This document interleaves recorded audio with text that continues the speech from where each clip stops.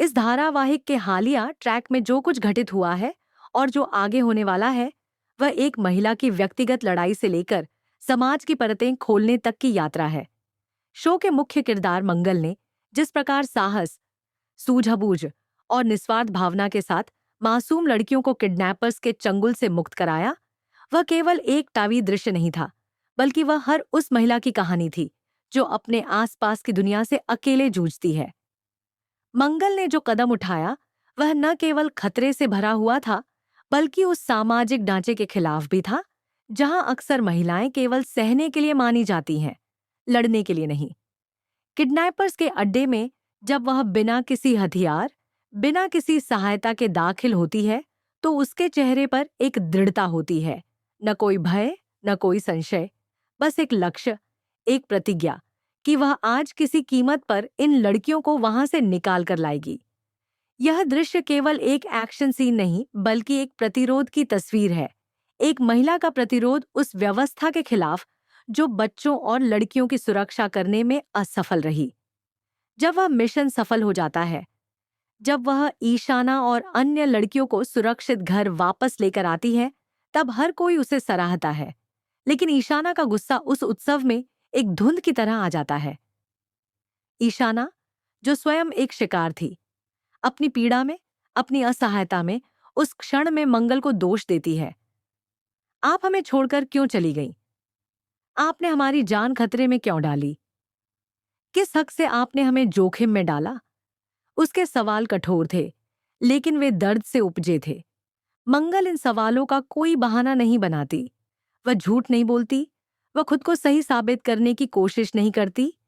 वह बस ईशाना के सामने खड़ी होती है, उसकी आंखों में आंखें डालती है और कहती है, मैंने जो किया वह तुम सबकी जान बचाने के लिए किया। मैं तुम्हें छोड़कर नहीं गई थी, मैं तुम्हारे लिए गई थी। यह संवाद छोटा है, लेकिन इसकी गूंज गहरी है, क्योंकि यह उस भावना को व्यक्त करता है जो माँ, बहन और बेटी, तीनों रूपों में मंगल के भीतर पल रही थी।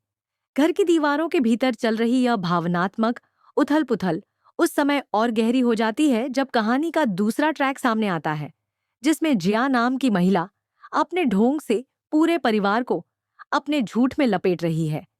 जिया का चरित्र केवल एक नकारात्मक किरदार नहीं, बल्कि एक सामाजिक सत्य का आईना है। ऐसी महिलाएं जो अपनी कमजोरी का नाटक करके, सहानुभूति का फायदा उठाकर अपने लाभ के लिए दूसरों की जिंदगी तबाह कर देती है। लक्ष्मी, जो एक समझदार, शांत और संयमी महिला है, जिया की चालों को भांप लेती है। वह जान जाती है कि जिया मानसिक रूप से अस्थिर नहीं, बल्कि बेहद चालाक है, और तब वह एक योजना बनाती है।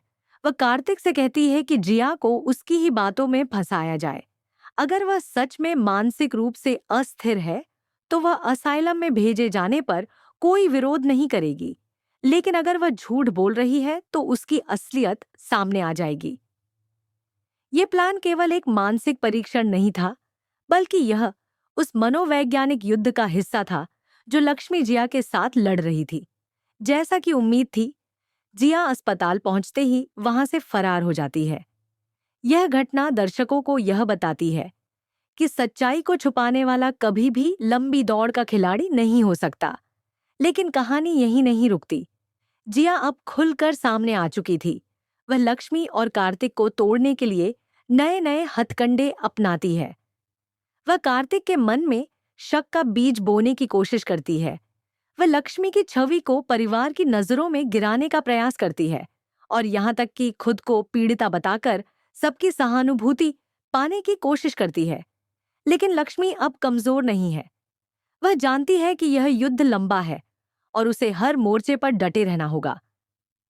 और अब उसके साथ है मंगल, जो हर क्षण, हर निर्णय में लक्ष्मी का संबल बनती है। मंगल अब सिर्फ अपने घर की रक्षक नहीं रही, वह समाज की प्रहरी बन चुकी है।